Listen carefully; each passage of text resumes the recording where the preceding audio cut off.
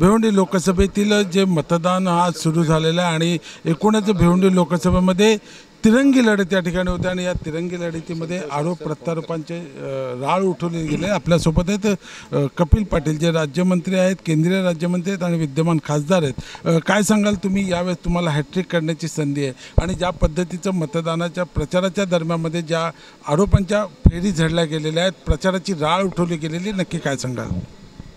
ह्या देशामध्ये आज 5व्या टप्प्यातलं मतदान आहे आणि महाराष्ट्रातलं अंतिम टप्प्यातलं मतदान आहे।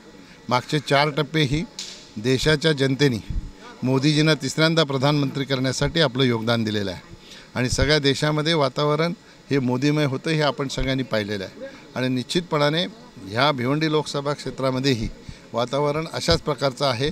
मला पूर्ण विश्वास आहे, कोणी कितीही वावड्या उठवू दे, कोणी कितीही आरोप करू दे, त्याची साधी दखलही कोणी घेतली नाही।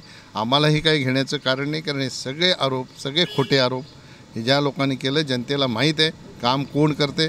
म्हणून मी जनतेला आवाहन केलं की जी विकासाच्या मुद्द्यावर आम्ही ही निवडणूक लढत आहोत। 10 वर्षामध्ये मोदीजींच्या नेतृत्वामध्ये देशामध्ये जो विकास झालेला आहे, मी या लोकसभा क्षेत्रामध्ये देवेंद्रजी, सन्माननीय एकनाथ शिंदेसाहेब, अजितदादा पवार आणि मोदीजींच्या आशीर्वादाने जो विकास केलेला आहे, त्या विकासाच्या मुद्द्यावर आम्ही ही निवडणूक लढतो आणि जनतेने निश्चितपणाने विकासाला साथ दिलेली आहे। ओएसिस फर्टिलिटीच्या तज्ञांनी IVF उपचार पद्धतीद्वारे 1 लाखांहून अधिक जोडप्यांना मातृत्व प्राप्तीचा आनंद दिला आहे।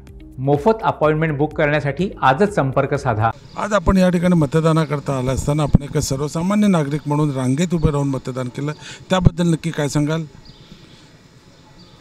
देशाचे प्रधानमंत्रीसुद्धा रांगेमध्ये राहून मतदान करतात आणि आपल्या सगळ्यांचं प्रेरणास्त्रोत्र नरेंद्र मोदीजी आहेत आणि नरेंद्र मोदीजी जेव्हा रांगेमध्ये उभे राहून मतदान करतात तर आपण त्यांच्यासमोर काही नाही आणि मला निश्चितपणाने माझ्या गावचा प्रत्येक नागरिक हा महत्त्वाचा वाटतो। म्हणून आपल्या गावच्या मतदाराला किंवा नागरिकाला मागे ढकलून आपण पुढे जायचं रांगेत, हे काही माझ्या मनाला पटत नाही आणि म्हणून मी रांगेमध्ये उभं राहून सगळं माझा परिवार माझ्यासोबत रांगेत उभं राहून आम्ही मतदान केलेलं आहे।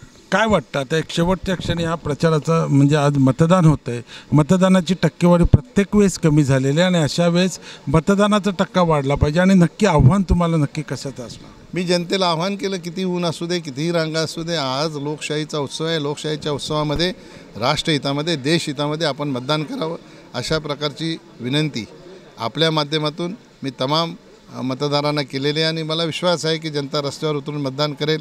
आपण सांगितलं पर्सेंटेज कमी होते तर असं नाही झालं। मागच्या वेळेला 14ला 50% झालं होतं, 19ला 53% झालं। आता निश्चितपणाने पर्सेंटेज वाढेल आणि लोकांनी ठरवलेलं आहे की मोदींना प्रधानमंत्री तिसऱ्यांदा करायचं। त्याच्यामुळे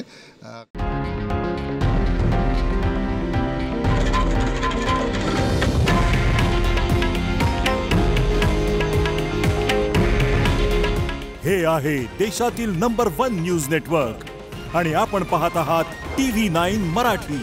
काळजी तुमची, हित महाराष्ट्राचं।